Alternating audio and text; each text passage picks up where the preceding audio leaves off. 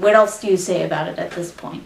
Love it, hate it, don't care about it? You can't deny Shrek as a movie, hell, even as a franchise, is something that has made an impact on modern animation for good or ill. I mean, it's the first animated movie to win an Oscar ever. It doesn't matter how many sequels or bad holiday specials DreamWorks churns out, this movie will always be an Oscar-winning movie. And the argument as to whether or not it deserves it is not the point of this video. That said, the last time I did this, comparing all of the sequels of a franchise, was with Toy Story. Yeah, I know, I don't want to talk about it. This is a slightly different situation, in that these movies vary rather drastically in quality and reception. I mean, the Toy Story movies are pretty much all critically acclaimed, garnering high scores across the board.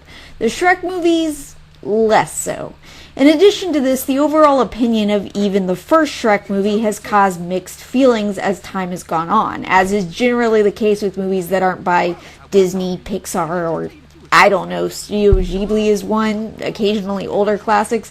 Basically movies whose value don't seem to decrease over time because people either don't buy and sell them off in large quantities, or at least to a degree in Disney's case, companies that don't fabricate the concept that something is rare or collectible by creating a vault to hold their movies hostage in. In the case of Shrek, it's mostly because it was something that was new at the time, that everyone, including itself, then tried to copy to recreate that popularity, leading to the original feeling less and less unique. But for now, let's pretend that we're not all burnt out of the Shrek franchise, or depressed by the prospect of another sequel on the horizon, and actually look at these movies without the slowly mounting bias of the last 15 years. Instead, I want to look at this from a more innocent perspective, from back when I liked the first movie so much that I could quote it from start to finish if I wanted to. In this episode of Real versus Real versus Real versus Real, we're going to look at all 4 Shrek movies to find out which one is superior.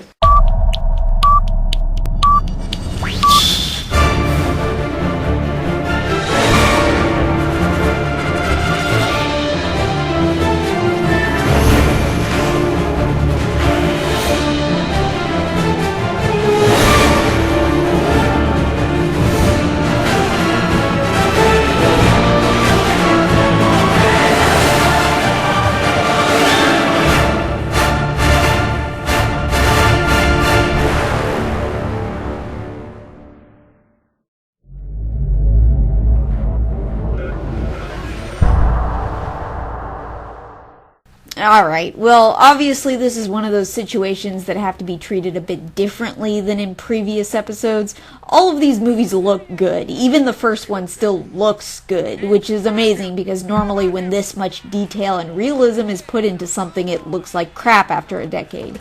But, I mean, clearly the movie that was released in 2001 isn't going to be as good looking as the movie that was released in 2010. So let's approach this from not just a technical standpoint, but from a creative standpoint as well, and take setting into consideration. And for the most part, all of the movies do try to keep the setting original and offer up creative environments. Well, except for Shrek the Third. I think ultimately it's between 2 and 4, though. Shrek 2 clearly upped its game after the first movie with improved animation in a colorful new setting, bringing in a parody of Hollywood in a fairy tale world with detail and jokes crammed into every corner of the backgrounds. Meanwhile, Shrek Forever After subverts the Shrek universe in a way that borderlines fanfiction levels, but also definitely has the prettiest animation of the franchise and does offer up different settings. Still, I'm gonna give this one to 2, because it clearly puts a lot of effort into designing the world, and style is in many ways just as important as the quality of the animation itself.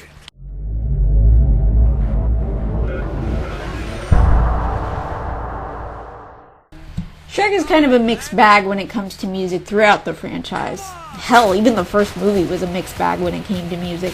Even so, the 2 movies that I personally think have the strongest soundtracks are the first film and the second film. Part of this is because they both had way more music than the third and fourth, at least they had more music within the films themselves, and part of this is because there are songs I freaking love in both movies. Now, I'll admit Hallelujah is a weird choice for this movie, but hey, there have been more uncomfortable uses for it. And apart from that, it does have some awesome music in it, despite the fact that Smash Mouth is just okay to me, and All Star makes like no sense for the opening. It has nothing to do with anything. Still, even with Joan Jett, Eels, and Rufus Wainwright, I'm gonna give Shrek 2 an even bigger early lead for reasons that I'm slightly embarrassed to admit. Not because I'm ashamed that I like the song, but more because I'm ashamed that this is where I first heard it. So, you know that scene with the poison apple where Captain Hook is on the piano? This, my dearies, if you are not aware, is Tom Waits, and this was my first introduction to him, which I think loses me any cred I might have gotten from liking him in the first place. Basically, he's like an eccentric blues, jazz, industrial, experimental singer that seems to have come out of a different time or perhaps dimension, with bats in his belfry, a heavy smoker's voice, and a tendency to go back and forth between dark humor and a dismal view of the world, but sometimes with glitter.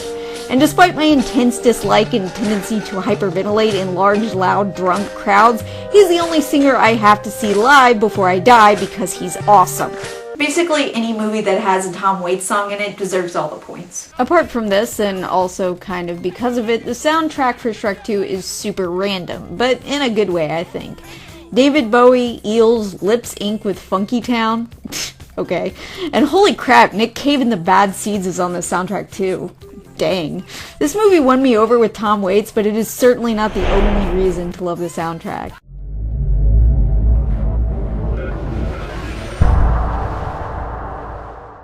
Similar to when I did this for Toy Story, this is obviously going to be slightly different than a normal episode of Real vs. Real, because for the most part, all of the major characters are going to be the same throughout all 4 movies. Still, I'm not entirely sure how I'm going to score it based on that, since for the most part I'm going to be scoring the characters against themselves. So I think what I'm going to do is I'm going to look at how well written the characters are, whether or not they're seemingly in character, and how big a role they play within the film. And then I'll also give sidekicks and villain their own slot. Shrek, at the time the first movie was released, was an unusual hero for a family movie, and honestly that's probably one of the reasons the movie did as well as it did.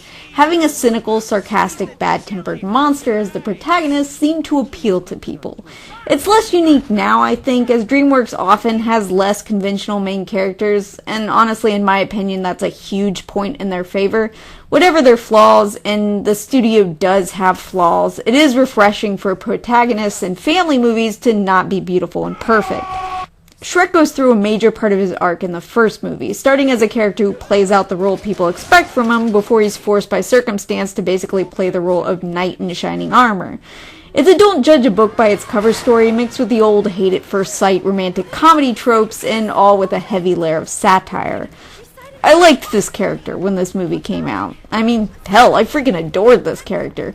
As I have said in the past, I have a weakness for cynical characters and oddball romances, so this was right up my alley. And I still think Shrek is a good character. The question is, does he continue to be so as the movies go on? The second movie focuses more on Shrek and Fiona's relationship after they get married, and are dealing with the disapproving in-laws, and all of those things that prove that getting married shortly after you meet is a dumb idea, because obviously there's going to be issues that will come up.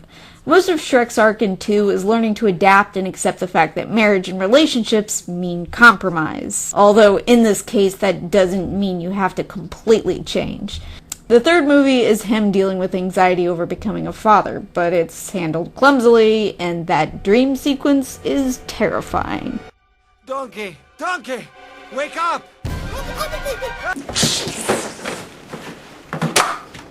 And the fourth movie is him, I don't know, going through a midlife crisis, and then suddenly he's George Bailey. So this is, once again, going to be between the first and second movie, I think, because the third movie is just really clumsy with a lot of the characters, and the fourth movie really just purposefully undoes all character development. And hey, let's give the first movie a point, because I think it has the most character development and the most dramatic arc.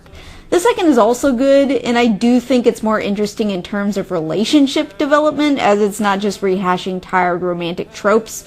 But in the case of this character specifically, point goes to the original.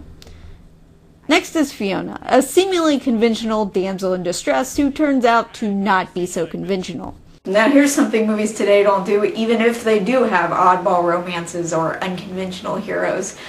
Take note, Disney. This is a more realistic body type. Fiona starts off as a cliche, but on purpose, as she literally got it out of a book. After she overhears Shrek talk about judging people, she starts to cool it with the princess act and show the, well, ogre side of her. I really like Fiona in all 4 movies, but her character presence does kind of go up and down as the movies go on.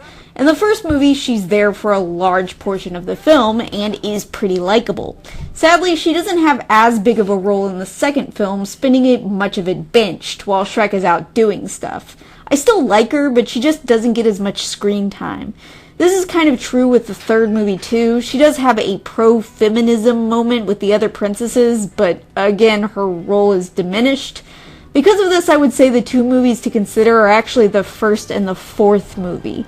Because the 4th movie is set in an alternate timeline, we basically see what Fiona would be if she had never gotten rescued from her tower, and as it turns out, she's kind of a badass.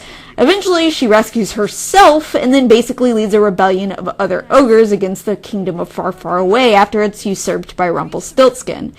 And honestly, I kind of just want to ignore the rest of this movie and just see this story, as her character and history here is by far the most interesting thing about it. So yeah, 4, you're on the board, because this version of Fiona made me want a whole movie about this. Minus the weird It's a Wonderful Life framing device. So now we move on to side characters, and this is going to be slightly difficult because as the movies go on, they just add more of them. In the first movie, the sidekick and support is basically just Donkey, and he's fine as far as sidekicks go. He has some funny moments. Honestly, he's probably one of the only things in the first movie that does actually get a laugh if you're not a fan of adult jokes or cynicism. He's the dumb comic relief best friend, throwing some buddy comedy into this fantasy rom-com anti-Disney movie. His character does not change a whole lot throughout the films. He's basically the same throughout the whole franchise and does not really have a whole bunch of new arcs he has to go through. Shrek 2 adds Fiona's parents and Puss in Boots, and both are welcome additions, I think. John Cleese does a good job as Fiona's dad, and Julie Andrews does a good job as Fiona's mom. Harold does maybe come off as a little cold in Shrek 2, but I guess he has his reasons. Even so, hiring a hitman to kill your son-in-law is pretty harsh. But he's still funny, and Lillian is more of a mediator trying to make the best of the situation for her daughter's sake. Puss in Boots is an enjoyable character as well. I have to admit I never saw the spin-off movie, so I have no idea if he's a good enough character to carry a whole story, but as a sidekick he's pretty likable. Voiced by Antonio Banderas, he plays a pint-sized hitman, and because it's Antonio Banderas, there are, of course, some Zorro references, as well as some pretty cute cat jokes. I should note that characters that were barely fully fledged characters in the first Shrek do get more to do in this movie as well. Shrek 3 has all of the same characters, plus Justin Timberlake, who is not an especially complex addition. Donkey and Puss switch bodies to some comedic effect, but eh. And Shrek Forever After has all of the major characters in the alternate timeline, where they either are reduced to a joke or all of their development is undone. Donkey is just kind of the same as he was in the first movie, and Puss is fat. Which is funny, but apart from this, he does way less in this movie than he did in previous movies. Apart from these, there aren't a lot of other characters aside from the ogres, but seeing as most of them aren't even given names, I'm not sure they're important enough to include. I think I'm going to give this one to 2 because it has all of the same characters from the first movie, except they're more fleshed out and given more to do, plus 3 new welcome additions, which make this the standout in this category. That leaves the villain. The first movie had Lord Farquaad, voiced by John Lithgow, and I do love John Lithgow. As far as villains go, he was funny enough, I guess, but he's kind of a one-note character. Ultimately, he doesn't really have a whole lot of power, he's not exceptionally intimidating, and just comes off as a pompous jerk. Shrek 2 has the Fairy Godmother and Prince Charming, which I think is a definite upgrade because the Fairy Godmother does have actual power and is more of a threat. They're also a better contrast to the heroes in an anti-fairy tale, seeing as both archetypes usually don't play the role of villain. I mean, I'm a huge fan of Terry Pratchett, so I have seen the Fairy Godmother is Evil fairy tale satire done way better than this, but it's still a fun idea, and I honestly find them funnier than Lord Farquaad as well.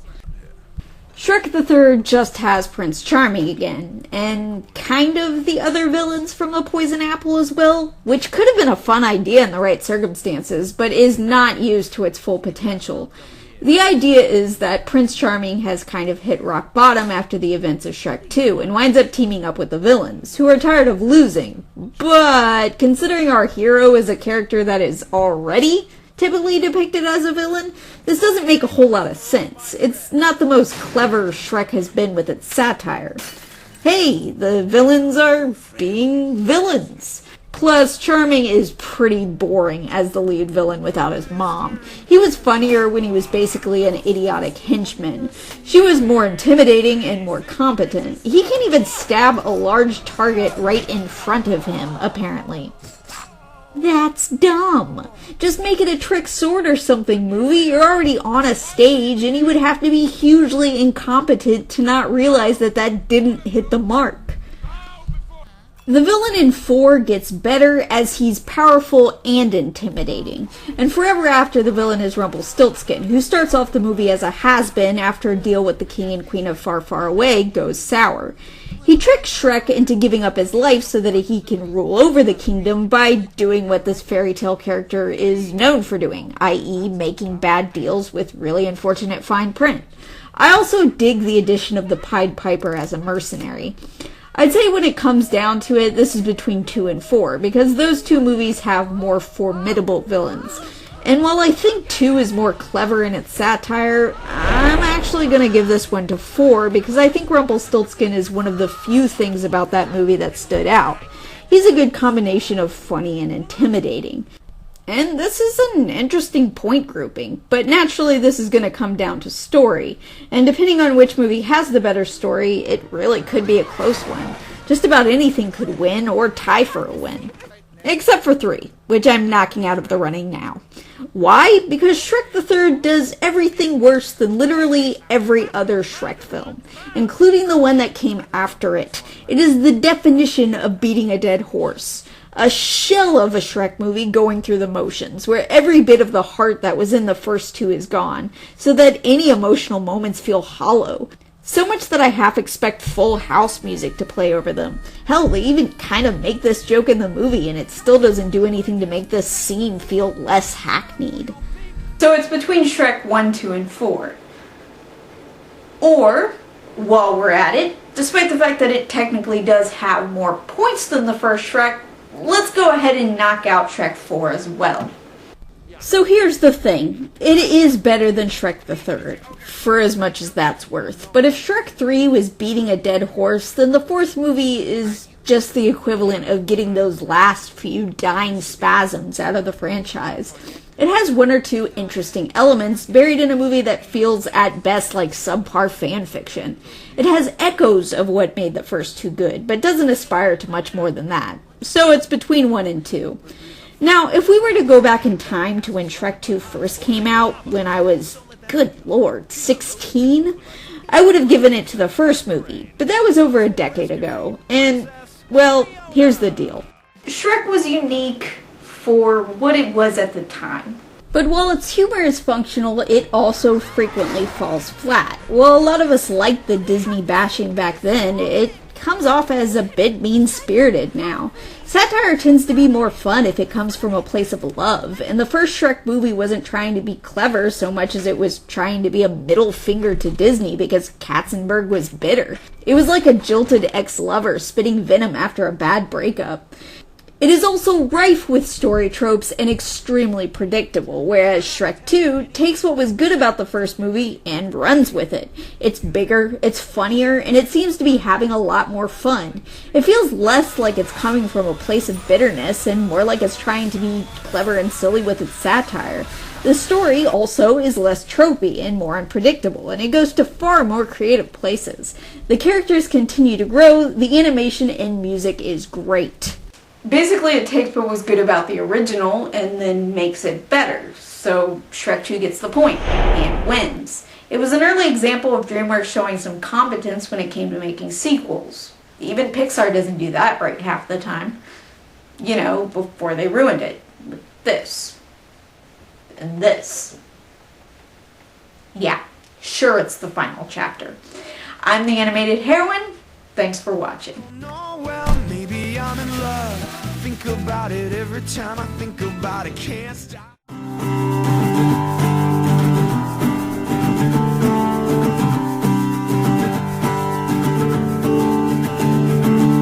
Lately, when I'm staring out of my window, when I rest my head on my pillow, I just think of all the things that I need to be. You say that I gotta live up to your reasons. You're always coming up with new ones, and all these expectations are crashing down on me. But darling, can't you see?